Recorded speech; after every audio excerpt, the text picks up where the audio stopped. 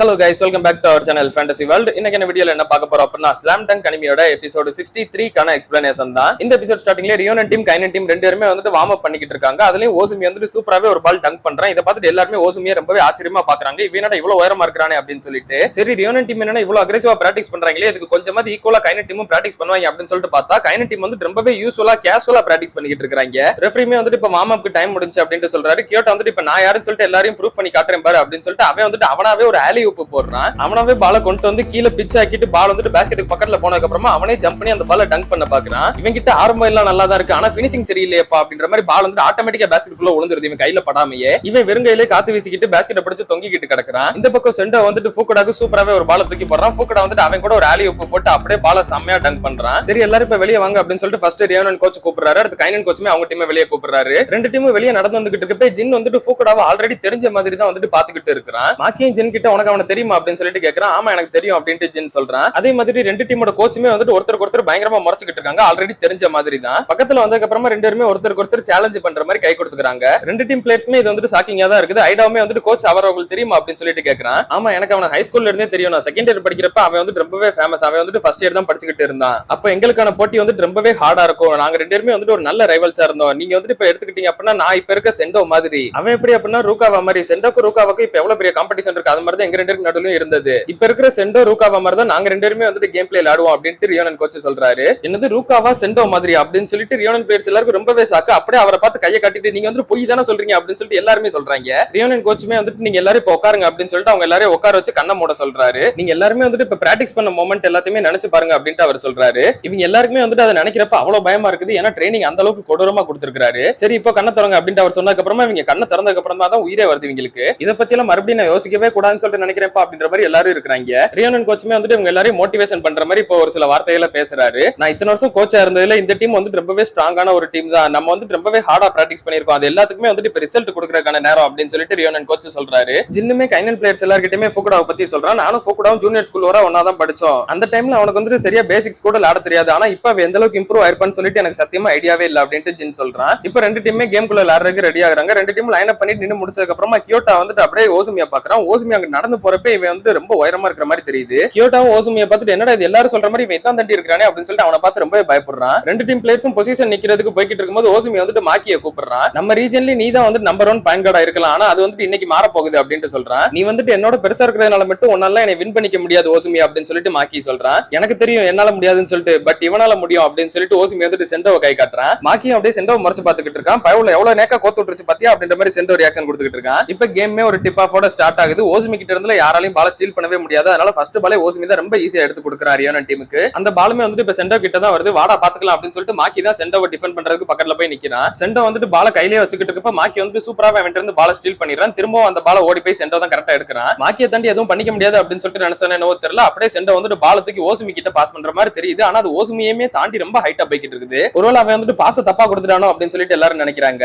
ஆனா அந்த பால செண்டோ கொடுத்தது வந்துட்டு ஓசுமிக்கே கிடையாது. அங்கிட்டு பின்னாடி இருந்த ஃபூக்குடாக்கு அவனுக்கு வந்துட்டு சூப்பராவே ஒரு ஆலி ஊப்பா தான் கொடுத்திருக்கான். அந்த பால் கரெக்டா பேஸ்கெட்டுக்கு பக்கத்துல வரவும் அதே இடத்துல வச்சு ஃபூக்குடா வந்துட்டு சூப்பராவே ஒரு ஸ்லாம் டங்க் பண்ணி ஃபர்ஸ்ட் பாயிண்ட் ரியோனன் டீம் தான் எடுக்கிறாங்க. என்னடா இவங்க எடுத்தோன்னே இப்படி பயங்கரமான ஒரு ஆலி ஊப்பை போட்டு கேம் ஸ்டார்ட் பண்ணிருக்காங்களே அப்படின்னு சொல்லிட்டு சோகோகு பிளேயர்ஸ் செம்ம ஷாக்கிங்கா பாக்குறாங்க. அகாஹிமே ஹானமிச்சி கிட்ட ரியோனன் டீமோட நம்பர் 13 நல்லாவே நோட் பண்ணு அப்படின்னு சொல்லிட்டு சொல்றான். எதுக்காக அப்படின்னா மோஸ்ட்லி அடுத்த மேட்ச்ல உனக்கு ஆப்போனன்ட் அவன் தான் உன்னை மார்க் பண்ணி நின்னுகிட்டு இருப்பான் அப்படின்ட்டு சொல்றான். ஹானமிச்சியுமே வந்துட்டு இதுக்கப்புறமா ஃபூக்குடாவோட கேம் பிளேவை நோட்டீஸ் பண்றதுக்கு ரெடியா இருக்கிறான். அடுத்த ரேலில பால கைனன் பிளேயர்ஸ் தான் கொண்டு வந்துகிட்டு இருக்காங்க. மாக்கி கொண்டு வரப்பே பார்த்தா ரியோனன் டீம் வந்துட்டு பாக்ஸ் அண்ட் 1 டிஃபென்ஸ் பண்றாங்க. செண்டோ மட்டும் தான் மாக்கிக்கு பக்கத்துல நிக்கிறான். மத்த எல்லாருமே வந்துட்டு அந்த பாக்ஸ் மாதிரி டிஃபென்ஸ் பண்ணி நின்னுகிட்டு இருக்காங்க. அகாஹிமே புரிஞ்சுக்கிறான் ரியோனனோட ஸ்ட்ராட்டஜியா வந்துட்டு செண்டோவை மாக்கி அகைன்ஸ்டா யூஸ் பண்ணணும்ன்றது அதுக்காக தான் இந்த மாதிரி டிஃபென்ஸ் பண்றாங்க அப்படின்ட்டு நினைக்கிறான். அப்படின்னா இதுதான் உன்னோட பிளானா அப்படின்னு சொல்லிட்டு கைனன் கோச்சுமே வந்துட்டு ரியோனன் கோச்சை பார்த்து மறக்கிறாரு. எனக்கு செண்டோவோட ஸ்கில்ஸ் மேல ரொம்பவே நம்பிக்கை இருக்குது, அவனால இதை கண்டிப்பா பண்ண முடியும் அப்படின்னு சொல்லிட்டு ரியோனன் கோச்சுமே நினைக்கிறாரு. மாக்கியை வந்துட்டு செண்டோ இந்த பக்கம் போக விடாம சூப்பராவே டிஃபெண்ட் பண்ணிக்கிட்டு இருக்கான். அந்நேரம் தான் மாக்கிக்கு ஓசுமி சொன்ன வார்த்தையுமே ஞாபகம் வருது. இன்னைக்கு உங்ககிட்ட இருந்து பெஸ்ட் பாயிண்ட் கார்டு அப்படின்ற ஒரு பட்டத்தை செண்டோ தான் வாங்குவான் பாரு அப்படின்ட்டு சொல்லியிருப்பாங்க. அதே நினைச்சு பாக்குறேன். இவனால கண்டிப்பா அது முடியும்னு சொல்லிட்டு எனக்கு தோணுது அப்படின்ட்டு மாக்கியும் நினைக்கிறான். அந்நேரம் இந்த ரிப்போர்ட்டருக்கு பக்கத்துல இருந்த ஒருத்தருமே வந்துட்டு ஃபர்ஸ்ட் இந்த பாயிண்ட் கார்டு பொசிஷன் என்ன அப்படின்னு சொல்லிட்டு கேட்கறான். ஒரு பாயிண்ட் கார்டோட ஃபர்ஸ்ட் வேலையை வந்துட்டு டீமை கரெக்டா கண்ட்ரோல் பண்றது தான். அந்த கேம்குள்ள ஒரு கோச் மாதிரி இருந்து எல்லாருக்கும் இன்ஸ்ட்ரக்ஷன் கொடுக்கறதுமே வந்துட்டு அவன் தான் அப்படின்னு சொல்லிட்டு அந்த ரிப்போர்ட்டர் சொல்றாங்க.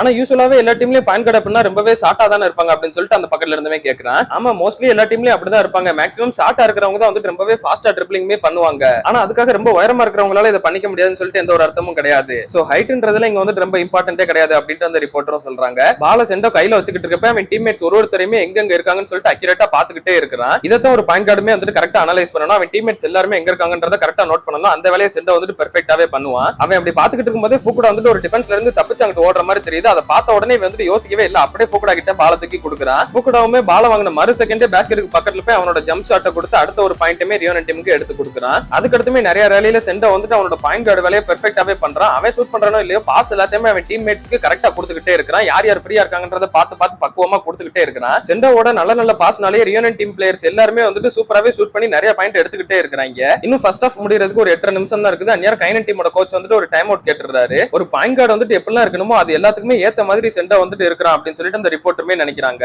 பாயிண்ட் வந்துட்டு கைனன் டீம் 14, ரியோனன் டீம் வந்துட்டு 25 சொல்லிட்டு 11 பாயிண்ட் ரியோனன் டீம் லீடிங்ல தான் இருக்காங்க. கைனன் கோச்சுமே அவங்க டீம்மேட்ஸ் எல்லாருமே பார்த்துட்டு நம்ம டீமை தோக்கடிக்கிறதுக்காக நிறைய டீம் இதுவரை ட்ரை பண்ணிருக்குது, பட் எல்லாமே வந்துட்டு தோக்க தான் செஞ்சிருக்குது. நம்மள எல்லாருமே வந்துட்டு இப்ப வர ரொம்பவே ஸ்ட்ராங்கான ஒரு டீம்னு சொல்லிட்டு தான் பாராட்டிக்கிட்டு இருக்காங்க. இந்த மாதிரி சேரிங்க மட்டுமே நீங்க கேட்டுக்கிட்டே இருக்கனால நீங்க வந்துட்டு எல்லாருமே கேர்லெஸ் ஆயிட்டீங்கன்னு சொல்லிட்டு நினைக்கிறேன். ஆனா அப்படி மட்டும் நீங்க யாருமே இருக்கவே கூடாது. எல்லாருமே வந்துட்டு வின் பண்ணணும் அப்படின்ற ஒரு வெறியோட தான் விளையாடவே செய்யணும். சோ நீங்க வந்து நம்ம தான் ரொம்ப பெரிய டீம் அப்படின்ற ஒரு ஆணவத்துல மட்டும் இருக்கவே கூடாது அப்படின்ட்டு அவர் சொல்றாரு. அப்படியே அவர் சென்டோவை பத்தியும் பேசுறாரு. சென்டோ அப்புறம் நம்பர் 13 இவங்க ரெண்டு பேருமே நல்லா தான் விளையாண்டுட்டு இருக்காங்க. ரியோனன் வந்துட்டு ஒரு ஸ்ட்ராங்கான டீமா தான் இருக்குது. அந்த ஸ்ட்ராங்கான ஆப்போனன்ட் கிட்ட உங்களோட ஸ்ட்ரென்த்தை நீங்க காட்டுங்க அப்படின்னு சொல்லிட்டு கைனன் கோச் சொல்றாரு. இப்ப டைம் அவுட்மே வந்துட்டு முடிஞ்சிருது. எந்த டீமுக்கு வின் பண்ணணும்னு சொல்லிட்டு அதிக ஆசை இருக்குதோ அந்த டீம் தான் கண்டிப்பா வின் பண்ணும். சோ நீங்க எப்பவுமே யூசுவலா எந்த அளவுக்கு பவர்ஃபுல்லா அட்டாக் பண்ணுவீங்களோ அதே மாதிரி கண்டினியூஸா அட்டாக் பண்ணிக்கிட்டே இருங்கடா அப்படின்னு சொல்லிட்டு கைனன் கோச் வந்துட்டு அவங்க டீமை உள்ள அனுப்புறாரு. ரியோட்டாவுமே கைனன் டீமை பார்த்துட்டு இப்ப வர எனக்கு தெரிஞ்சு கைனன் டீம் அவங்களோட உண்மையான ஸ்ட்ரென்த்தை காட்டவே இல்லை அப்படின்ட்டு சொல்றான். இதுக்கப்புறமா கைனன் வந்துட்டு அவங்களோட ஸ்ட்ரென்த்தை கண்டிப்பா காட்டுவாங்க பாரு அப்படின்னு சொல்லிட்டு அக்காங்கியே சொல்றான். பாலுமே வந்துட்டு இப்ப மாக்கி கிட்ட தான் இருக்குது. அவனை மார்க் பண்ணி சென்டர் தான் நின்னுகிட்டு இருக்கான். நீ வந்துட்டு உன்னோட டீம் நல்லா தான் ட்ரெயின் பண்ணிருக்கிற அப்படின்னு சொல்லிட்டு கைனன் கோச் வந்துட்டு ரியோனன் கோச்சை பத்தி நினைக்கிறாரு.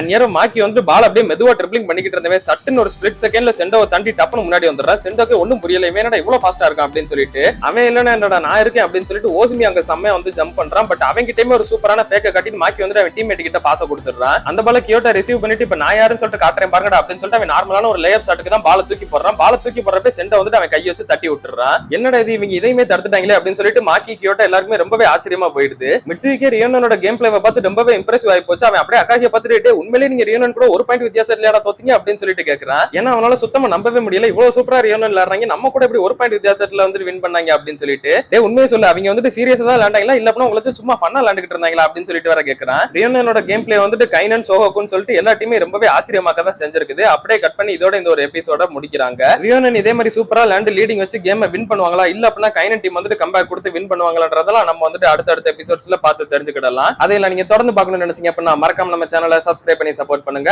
அப்படியே இந்த எபிசோட் பிடிச்சிருந்தா மறக்காம ஒரு லைக்கையும் போட்டு போயிருங்க. நான் உங்களை இன்னொரு நல்ல வீடியோல வந்து மீட் பண்றேன். Bye guys.